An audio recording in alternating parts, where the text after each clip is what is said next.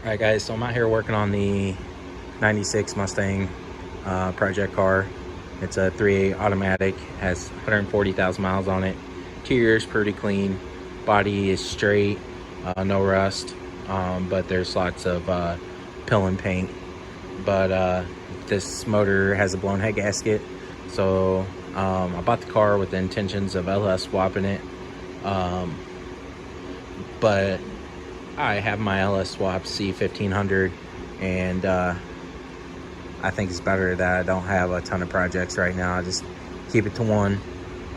So this car is getting another low mileage 3.8, and we're gonna spruce it up a little bit and probably resell it and see if we can't make any money off of it. All right, so the first thing we're gonna do is we're gonna remove that plastic cover, and basically it looks like there is these screws right here, but there's little clips, so you're gonna have to screw and pry to get those off. The next thing we're gonna do is pull our overflow off, so we're gonna pull these little 8mm bolts, I think they are. All right, so we took our 2 bolts out that was holding our reservoir bracket in. I like to go ahead and stick the bolts back into things if I can, because it just makes it easier when things go back together. Just a little pro tip. All right, so as you guys can see, they done some fine wiring to hook the fan up to a toggle switch. So we're gonna take all that out and we're gonna fix it, whatever's wrong with it. But let's go ahead and get the battery out. To pull the battery, basically pull this little block. I'm keeping the nut and bolt together, and I'll throw it in my little bolt box. Next thing we're going to do is pull the radiator brackets, which is right here and right here. And the next thing we're going to do is drain the radiator, which is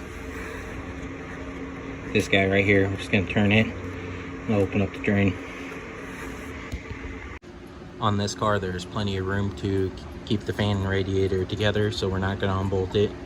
We're just going to take off our training lines and our radiator hoses and pull the whole assembly together.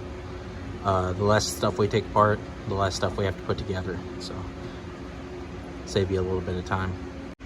All right, so I took off the radiator connections at the motor, and I undid the transmission lines, and I took the fan and the radiator out as one unit.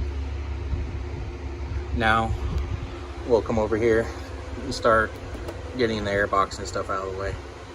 All right, so we undid the clamp at the throttle body and at the airbox itself, and removed the whole air tube assembly out in one piece.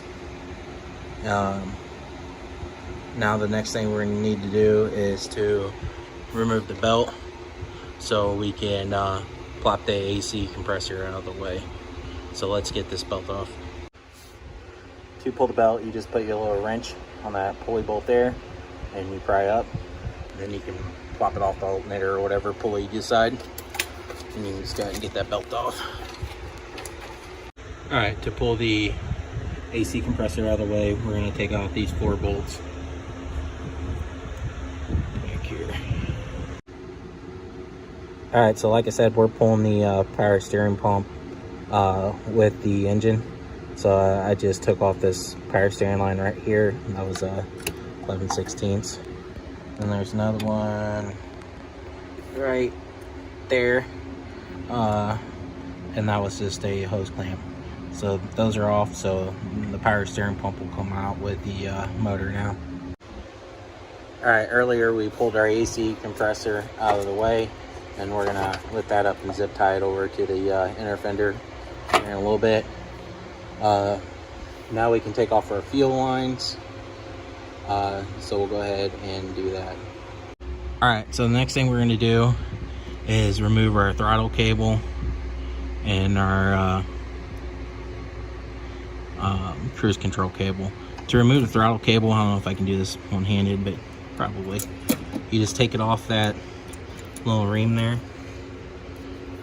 and you open up the throttle and see what you got to do after that. Looks like you just got to turn the cable. I'm not going to be able to do that with one hand, so I'll bring you guys back. So the throttle cable is kind of clocked on there. So basically just open up the throttle, take it off the throttle blade, remove the cable off that, and then open up the throttle and twist this out of that hole right there. It's super easy. For this guy right here, you're probably just gonna wiggle that off with a screwdriver. So let me get that done. All right, so the cruise control sits on it like this, and basically you just pull straight up. As you can see, it's there's a group for it, so you just literally flop it straight up. We need to remove this throttle bracket, cable bracket right here. These 2 screws, 3 screws apparently, and we'll move that whole cable assembly up out of the way. So let's get those off. All right, so in order to remove the throttle cable bracket, we're gonna take off this spring right here. Okay, then we're gonna remove this bolt, and then it will allow us to take off this whole bracket and move our cables off to the side. I just want to point out how small the throttle body is on these 3.8 single port cars. Crazy. All right, so our next step is going to be removing the fuel lines, and what we're going to do is take this cap off first, and we're going to bleed any fuel pressure that's it might have off. We'll stick a little screwdriver down in there and do that. All right, so we bled off our fuel pressure. Next thing we need to do is plop off these little clips right here, and we're just gonna stick a screwdriver in there and just give them a little plop. All right, so we got our fuel line clips off, and now we can actually remove the fuel lines using our fuel line tools here. You can buy these at O'Reilly's or pretty much any parts store. They're like 10 bucks. So just find out whichever ones you need. They'll slide in from the back side, and you push them in. You can fill it on lock, and you just pull them out. So let's go ahead and do that. So like I said, these little guys just slip on. Then you can push them in there, and it takes 2 hands. You basically push it in there, push this line in, and you'll feel it release, and you just pull it apart. The next thing I'm going to do is remove these heater hoses, and I'm going to remove them from the heater core and hold them over onto the motor as they time down.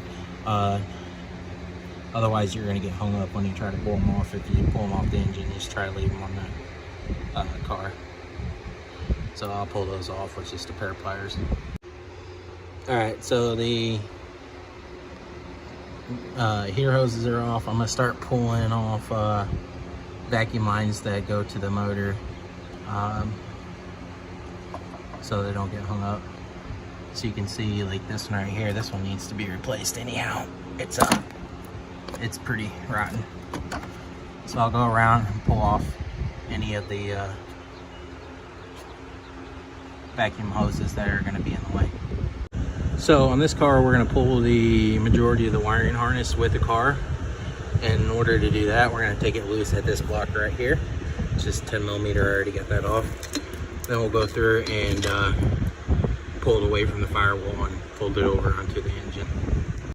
You'll also need to pull this plug and this white one right here. So just pay attention and pull those out. All right, so I went through and got all the vacuum lines off, and I went ahead and pulled the air filter box out of the way so I could tuck the AC compressor way up out of the way. And now to the point where I can pull the bell housing bolts, the starter, torque converter bolts, and the motor mount bolts, exhaust, and it's ready to come out. Since I'm more than likely gonna be lifting this out myself, I don't want to have to go back and forth trying to see if I forgot to unplug something. With 2 people, I would definitely leave the motor as it is, and just pull the bolts I mentioned earlier out and take it out as one unit. But I think I'm going to strip the motor down a little bit further, pull the intake off of it, pull the valve covers, and go ahead and pull some of the front accessories. It's going to take an extra probably hour or so to do that, but it's probably going to keep me from riding it on the way out. So I think that's what I'm going to do. Let you guys know what I end up deciding. All right, so my next step is to pull the hood. I undid the one plug in there, and then I got to take these 2 clamps off. There's a ground strap right there, and then there's 2 bolts there. First thing I'm going to do though is get a marker and mark around the bolts, so when I go to put the hood on, I have a pretty good idea of where it was at. Sometimes there's paint marks too, where the bolt rubbed off the paint, but just a marker helps line things up a little bit easier. All right, so I got the hood off without breaking the windshield, so that's good. I do think I'm gonna go ahead and pull some of the accessories off, probably the front dress and the intake, valve covers maybe, to give myself the most amount of room. I think I can go through and hit all the top bell housing bolts much easier that way. So the 30 or so minutes that sets me back to take that off, I'll gain in the long run, because I can pull all that stuff off with the impact and just make my life much easier. So the first thing we're going to pull off is this alternator. So we'll pull this bolt and this bolt off. There's 2 plug-ins, one there, and then one over here somewhere, and then there's this battery cable wire that's 10 millimeter. When you take that off, make sure you put your nut back on. So I got the plug-ins and stuff off. This was the plug-in for the fans. I didn't do that. That's retarded. But now I'll just go ahead and take these 2 bolts off, and we'll get the alternator off. Alright, so the alternator's off. Now let's go ahead and get this power steering pump and bracket off. We're going to pull the bracket and pump all together. So looks like there's 1 bolt back there and 2 of them over here. And basically you're just going to have to go through and look and see what needs to be pulled. But we'll start with these 2 and that one, because that's the ones we can see real easy. So let's get those off. Alright, so you can see the alternator and power steering brackets out of the way. Power steering pump's off. So I pulled that power steering pump with that bracket. So you can see down there, there's a little hole. Somebody torched to make it in one of those bolts super easy. So I appreciate that guy. It would have been cool though if when you put that back together, you tighten up all the bolts, but I guess can't be too picky. Next thing we're gonna do is we're gonna pull this bracket off right here. I already started. I pulled that top 13 millimeter bolt out. Now it looks like there's 3 more bolts and nuts. So let's go ahead and get that pulled off. Next step is to pull the upper intake and just go through and pull all these bolts out. So let's get started with that. Alright guys, so I pulled the upper plenum, went through and unplugged a few little things that I missed. Now all that's left is stuff to get from the bottom. Basically I need to get the motor mounts, exhaust, starter, torque converter, and bell housing bolts. So right now I'm gonna take a break and go home, take a shower, eat some lunch, and I'll come back around 7:30. Right now I got about 2 hours into it, and I probably got about an hour left this evening, and she'll be ready to come on out.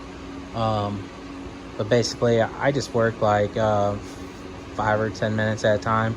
Then I got to sit down because I got a really bad back, and if I just push through it, I might be able to get the motor out in one pull, but then I won't be able to move for the next 2 days. So you got to be smart on that. Like I said, about another hour and this thing will be pulled out. So I'm gonna go home, shower, eat, and then I'll come back down and get this pulled. Once the motor is pulled, I am gonna shove this thing outside and power wash the engine bay real good and get everything super clean. Same with the motor over there. It's pretty clean as is, but I'm gonna go ahead and power wash it, get it all cleaned up, and then once the motor's back in the car, this thing will be super clean. Just because it's a V6 doesn't mean we can't make it look decent. Once the car is up and running, the plan is to go through and detail the crap out of the interior. The interior is nice, but it could use a detail. Once the interior is done, I'm hoping to find a set of billet wheels or something to throw on here, something kind of cheap but make it look better than the V6 wheels. They look terrible. I might go through and throw a set of lowering springs on it if I can find a cheap set. And then we're going to do all the body work. Basically, the body's real straight, but it needs to be sanded down.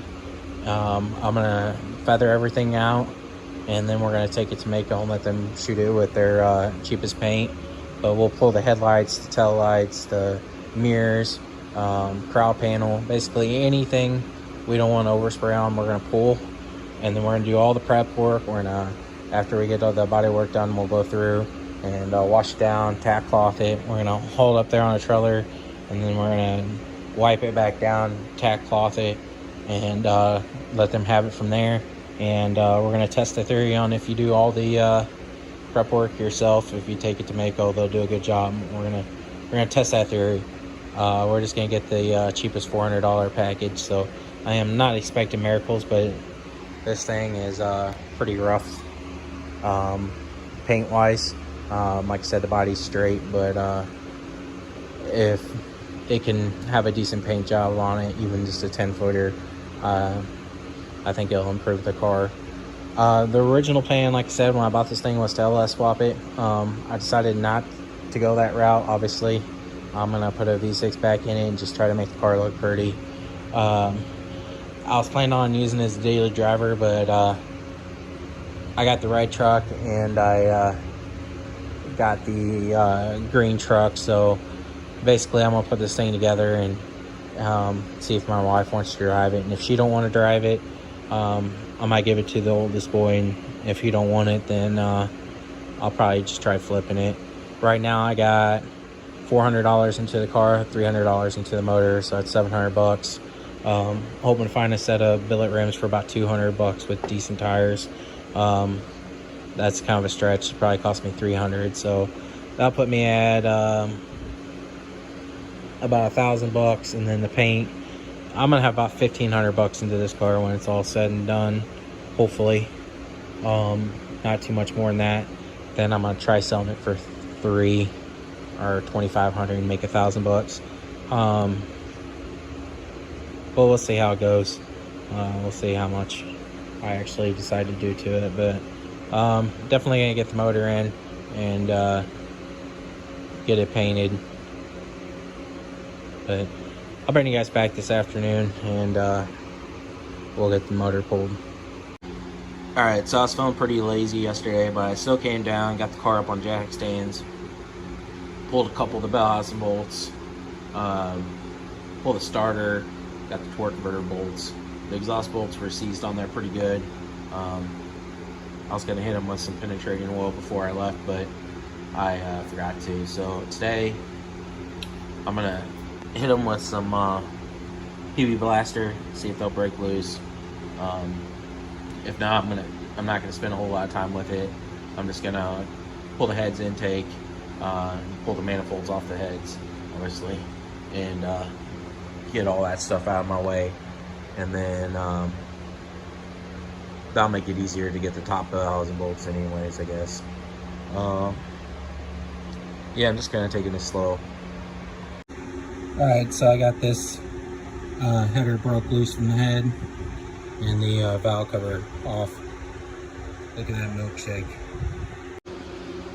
Alright, so I got all but one or two bell housing bolts, got all the top ones. I think I got one more over there. That's going to be easier to get from the bottom I got to get the motor mounts, and then she's ready to come out. Alright guys, so I got the engine out of the car, secured the transmission, pushed this thing outside, hit everything underneath the hood with purple power, and let it sit for about 5 minutes full strength, and then I power washed that off. Got about 85% of the heavy dirt and grime off. Went back through, repeated the process once more, and it pretty much got every speck of dirt and grime off this car. I was in a hurry, so I just power washed it off real fast, and I shoved it back inside, and I can tell you that I didn't get all the purple power off.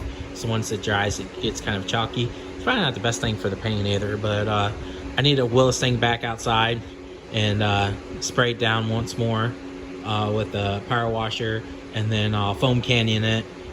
Just go through and wipe everything down with a rag just real fast, and power wash it once more, and I'll leave everything nice and shiny and good under here. Once it's dry from that, I'm gonna tape off and repaint the master cylinder and the brake booster and this throttle cable. I'm gonna repaint that black. The guy went pretty spray paint happy on the engine. The previous owner did, so I'm just gonna correct all that basically. That engine over there is going in it. It's a pretty low mileage motor. It had like 70,000 or 80,000 miles on it. I'll have to look at the paperwork, but that's a pretty clean motor as is. Most people would probably just stick it in there. Matter of fact, most people probably wouldn't have power washed under here at all, but I'm gonna get that engine as clean as possible, and maybe repaint anything that needs to be repainted with like good engine paint, and then we're just gonna go ahead and throw that in there. Basically, when you pop the hood, I want you to think, boy, that's really clean underneath there. The interior of this car is actually in really good condition. It could use a good cleaning, but there's no rips or tears or, you know, really heavy stains or anything. Once I get done with this with my shampooer and my steamer and give it a good detail on the inside, it is going to look very, very nice, like 8 out of 10, maybe 8.5 out of 10. It's going to be a really nice interior. When you pop the hood, I want you to think that's at least an 8.5 out of 10. Boy, that's super duper clean, you know. Then, like I said, we're going to go through and we're going to sand the whole car down with like 320 and pull out the headlights and the tail lights and the mirrors and anything we don't want to overspray on. We're going to take it to Mako and we're going to let them paint it. We all know that the paint's not going to be like showroom coming from Mako, but I think it'll be a good, you know, 10 footer or so. Basically, when you see the car, you think, boy, that's a pretty nice little car. Once the paint is fully cured, we'll go through and we'll maybe give it a quick wet sanding and cut and buff it back out, polish it, and really try to make it look decent. We're just trying to be thrifty here, so like I said, cheapest Mako paint job we can get by with, and we'll probably find some like billet rims or something to throw on this car. I'll try to insert a picture now of the exhaust, how it was. Basically, I think this was a pretty solid car until the guy got it. He only had it for like 3 months, and he said he put a water pump on it and painted the engine. And he put a water pump on it and painted the engine for sure, but it made it look really bad. So I think all the rigging was from that guy. But he cut the Y pipe off the car, left the converters on it luckily, but ran dual exhaust, and he didn't do a good job on it. He just basically had the cats and then about 6 foot of pipe, and then that was it. So I'm gonna try to find a GT catback and a stock one, very stock. I don't want nothing loud on this car, just a stock catback, GT catback, and I'll put it on here. And I'll just have the exhaust shop connect to the catback. Trying to do this as cheap as possible. So that ought to make it look a little bit better with, you know, some dual exhaust out of it. Still be quiet, still sound, you know, as good as one of these cars can sound. Won't be much louder in stock. But yeah, that's the plan. So keep following along, and you guys can see if I lose money on this car or make a little bit. I'm hoping to double my money. We'll see.